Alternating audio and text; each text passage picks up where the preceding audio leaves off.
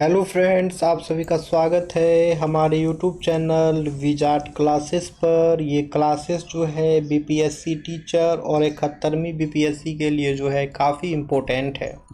तो इस क्लासेस में करना क्या है कि स्टार्टिंग में 10 मिनट जो है करेंट अफेयर्स का रिवीजन करेंगे, जो कि जनवरी मंथ का होगा। और करेंट अफेयर्स के रिवीजन के बाद जो है जीके जीएस का एमसीक्यू क्वेश्चन प्रैक्टिस करेंगे इसी सेशन में। चलिए तो स्टार्ट करते हैं। तो भारत ने विदेश मंत्री डॉक्टर एस जयशंकर को 12 जनवरी 2025 को आयोजित होने वाली डोनाल्ड ट्रंप के दूसरे कार्यकाल के उद्घाटन समारोह में भारत का आधिकारिक प्रतिनिधि स्पेशल इन्वॉय भेजा था। उन्होंने पीएम मोदी का व्यक्तिगत संदेश राष्ट्रपति ट्रंप तक पहुंचाया और समारोह में अग्रिम पंक्ति में उपस्थित रहे। ठीक है। तो डोनाल्ड ट्रंप जो शपथ ग्रहण कर रहे थे अपने दूसरे कार्यकाल का, तो भारत से जो रिप्रेजेंटेटिव थे, भारत के जो आधिकारिक प्रतिनिधि थे जो वहाँ गए थे, वो डॉक्टर एस जयशंकर थे। ठीक है। अब है एसईसीएल ने मिशन संबंध के तहत सेवानिवृत्ति के बाद लाभ प्रदान करने के लिए एक समर्पित post retirement benefit PRB cell शुरू की है। यह सेल जो है सेवानिवृत्ति कर्मचारियों के लिए एक एकल खिड़की के रूप में काम करेगा, जहां वे अपनी सेवानिवृत्ति के बाद के लाभों और सेवाओं से संबंधित सभी जानकारी और सहायता प्राप्त कर सकते हैं। Okay. SECL south eastern coalfields limited ने अपने सेवानिवृत्ति कर्मचारियों के लिए जो है एक post retirement benefit PRB cell की स्थापना की है। यह सेल जो है सेवानिवृत्ति के बाद के लाभों और सेवाओं को सुव्यवस्थित करने और उन्हें एक ही स्थान पर उपलब्ध कराने के लिए जो है बनाई गई है। अब है केंद्रीय गृह मंत्री और सहकारिता मंत्री ने तेलंगाना के निजामाबाद में राष्ट्रीय हल्दी बोर्ड के मुख्यालय का उद्घाटन किया। केंद्रीय गृह मंत्री और सहकारिता मंत्री ने तेलंगाना के निजामाबाद में राष्ट्रीय हल्दी बोर्ड के मुख्यालय का जो है उद्घाटन किया। भारतीय रेलवे ने विश्व का सबसे शक्तिशाली हाइड्रोजन ईंधन से चलने वाला ट्रेन इंजन विकसित किया है, जिसकी शक्ति 1200 हॉर्स पावर है। इसे रेलवे मंत्री अश्विनी वैष्णव ने 9 जनवरी 2025 को पुष्टि की, जब उन्होंने बताया कि यह इंजन भारत की स्वदेशी तकनीक पर आधारित है और यह दुनिया में उपलब्ध अन्य हाइड्रोजन इंजन, जो आमतौर पर 500 से 600 हॉर्स पावर के बीच होते हैं, से कहीं अधिक शक्तिशाली है। अब है सरकार ने संचार साथी मोबाइल ऐप लॉन्च किया है, जिसका उद्देश्य दो महत्वपूर्ण पहलुओं पर केंद्रित है। एक ब्रॉडबैंड कनेक्टिविटी का विस्तार और दूसरा दूर संचार धोखाधड़ी टेलीकॉम फ्रॉड पर जो है अंकुश लगाना। ठीक है। सरकार ने संचार साथी मोबाइल ऐप लॉन्च किया है, जिसका उद्देश्य जो है दो महत्वपूर्ण पहलुओं पर केंद्रित है। पहला ब्रॉडबैंड कनेक्टिविटी का विस्तार, दूसरा दूर संचार धोखाधड़ी टेलीकॉम फ्रॉड पर अंकुश लगाना। अब है भारत के लोकपाल ने अपना पहला स्थापना दिवस जो है 16 जनवरी को मनाया। यह दिवस 16 जनवरी 2024 को लोकपाल एवं लोकायुक्त अधिनियम 2013 की धारा 3 के लागू होने के उपलक्ष्य में मनाया गया। भारत के लोकपाल ने अपना पहला स्थापना दिवस जो है 16 जनवरी को मनाया। याद रखना है, क्वेश्चन पूछ देगा, बताइए भारत के लोकपाल ने अपना पहला स्थापना दिवस कब मनाया? तो 16 जनवरी को मनाया। अब है जम्मू कश्मीर में जलवायु लचीलापन बढ़ाने के लिए जम्मू में एक क्षेत्रीय मौसम विज्ञान केंद्र रीजनल मेट्रोलॉजिकल सेंटर स्थापित किए जाने की घोषणा की गई है। यह कदम खास तौर पर जलवायु लचीलापन और आपदा पूर्व तैयारी को मजबूत करने के लिए उठाया गया है।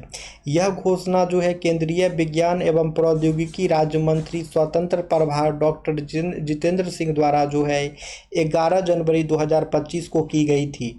आईएमडी की 125वीं वर्षगांठ के अवसर पर जम्मू में इसका उद्देश्य जो है जम्मू और कश्मीर में मौसम सेवाओं को बेहतर बनाकर क्लाइमेट रिस्पॉन्स क्षमता को बढ़ाना है। ठीक है, तो जम्मू कश्मीर में जलवायु लचीलापन बढ़ाने के लिए जो है जम्मू में एक क्षेत्रीय मौसम विज्ञान केंद्र रीजनल मेट्रोलॉजिकल सेंटर स्थापित किए जाने की घोषणा की गई है।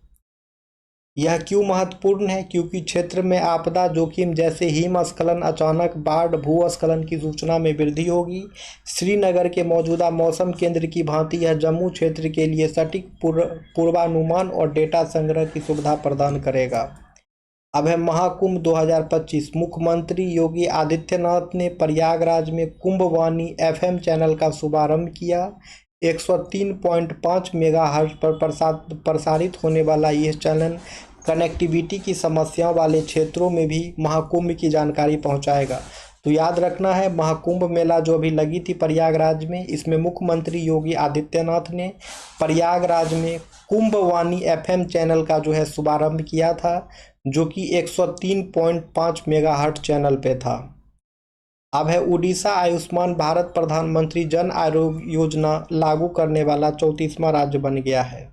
उड़ीसा जो है आयुष्मान भारत प्रधानमंत्री जन आरोग्य योजना लागू करने वाला जो है 34वां राज्य बन गया है।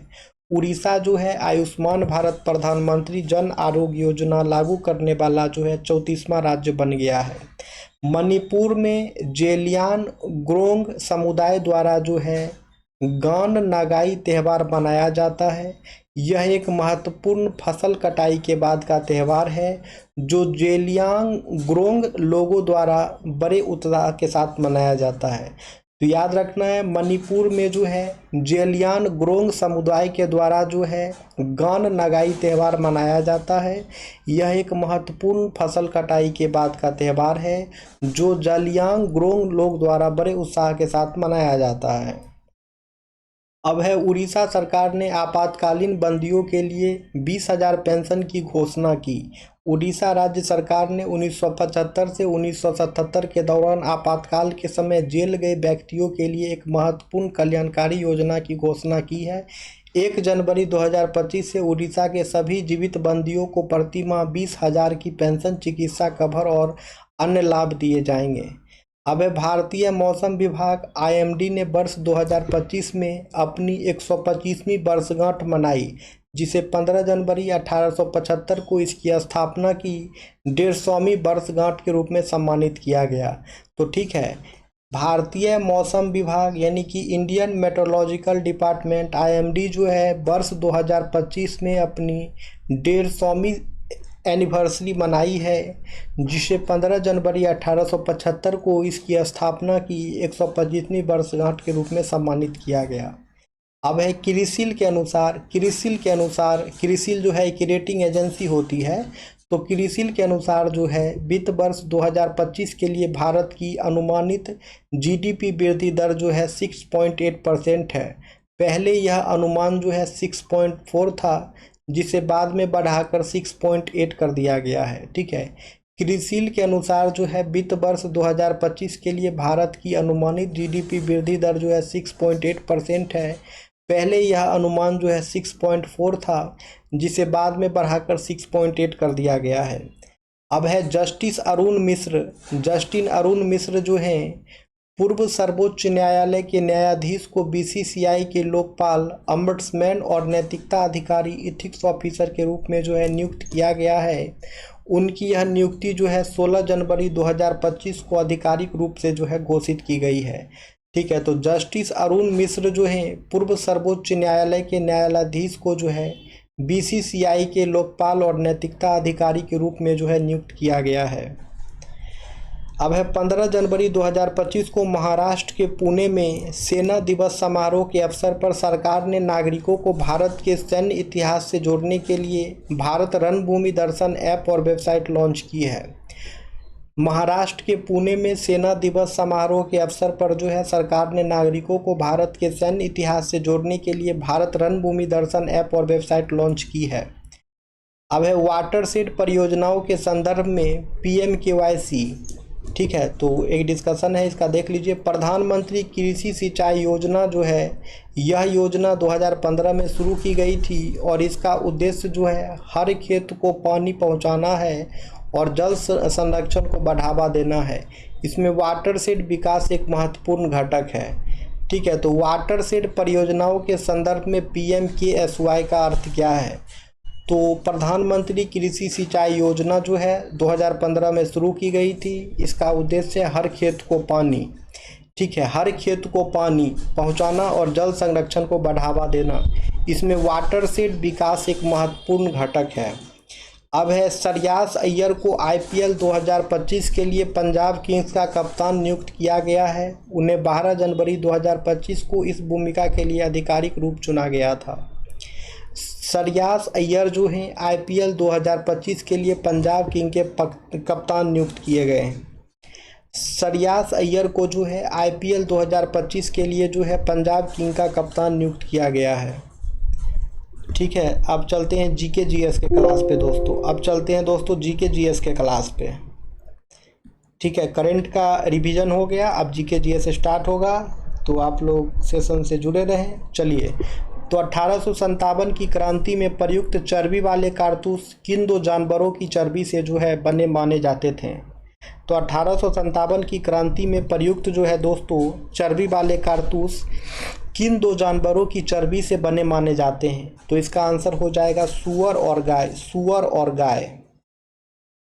अब है 1857 की क्रांति के दौरान ग्वालियर किसके कब्जा में चला गया था?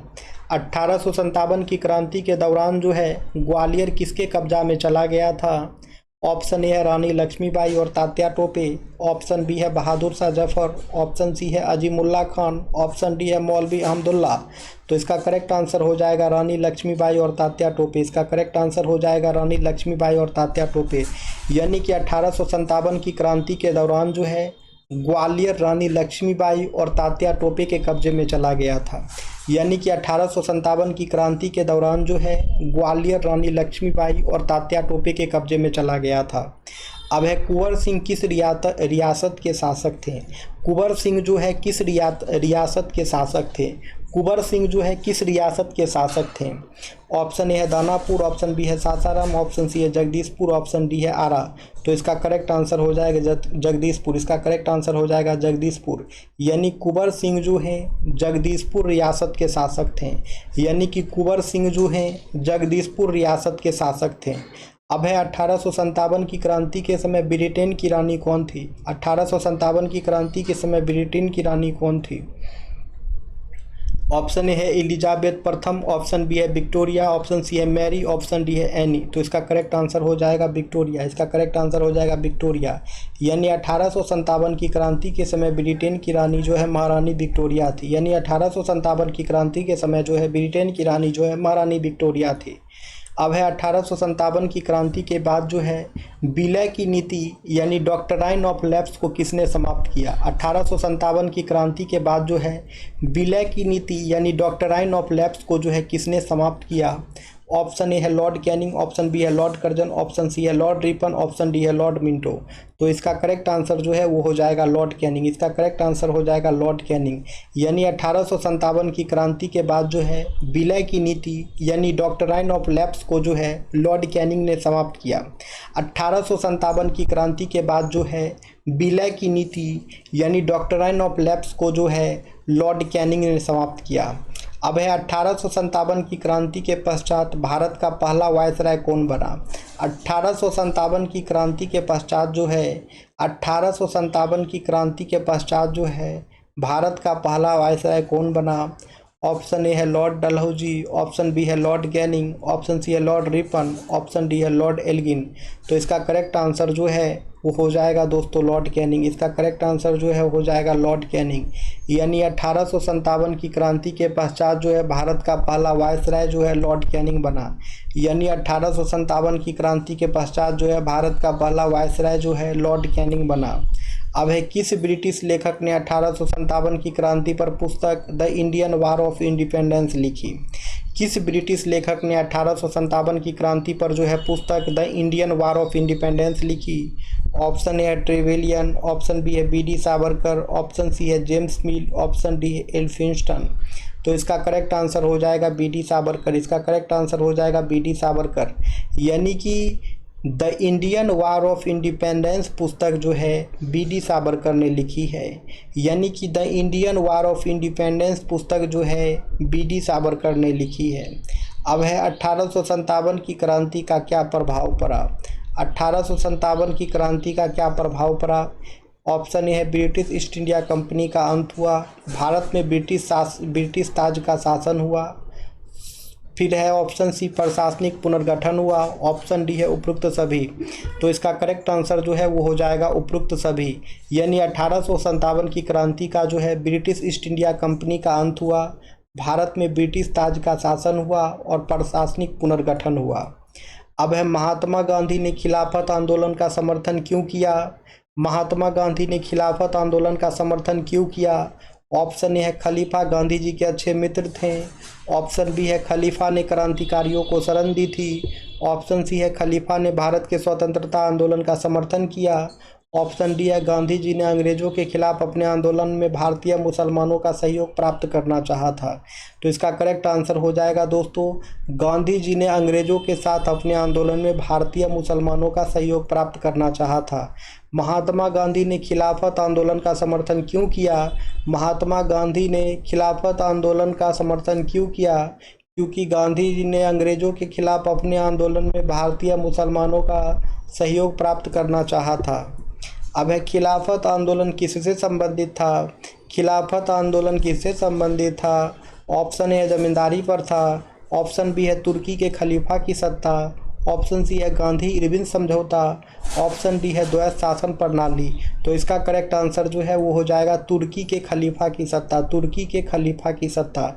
यानी खिलाफत आंदोलन जो है तुर्की के खलीफा की सत्ता से संबंधित था। यानी खिलाफत आंदोलन जो है तुर्की के खलीफा की सत्ता से जो है संबंधित था। अब है खिलाफत आंदोलन कब शुरू हुआ। खिलाफत आंदोलन जो है कब शुरू हुआ।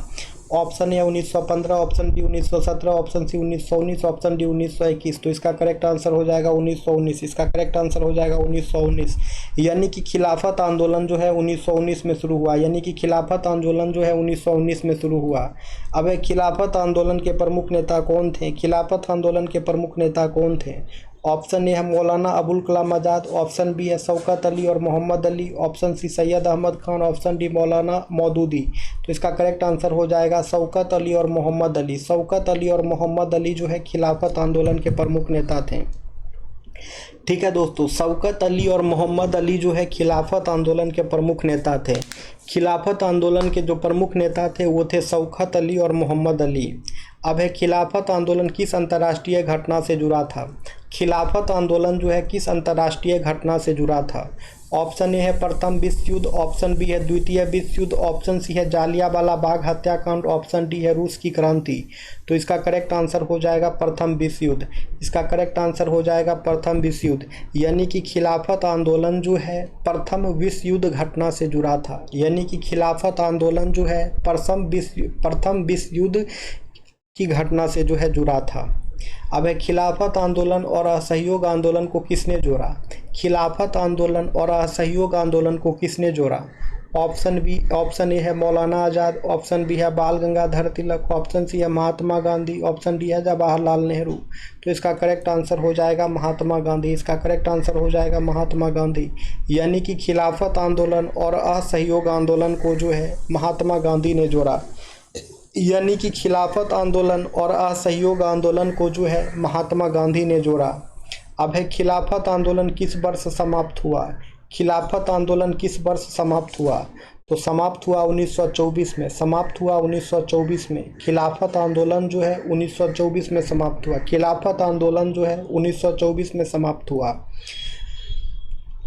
अब है खिलाफत आंदोलन किस देश की राजनीति से संबंधित था। खिलाफत आंदोलन जो है किस देश की राजनीति से संबंधित था। ऑप्शन ए है अरब, ऑप्शन बी है अफगानिस्तान, ऑप्शन सी है ईरान, ऑप्शन डी है तुर्की। तो इसका करेक्ट आंसर हो जाएगा तुर्की। इसका करेक्ट आंसर हो जाएगा तुर्की। यानी कि खिलाफत आंदोलन जो है तुर्की की राजनीति से संबंधित था।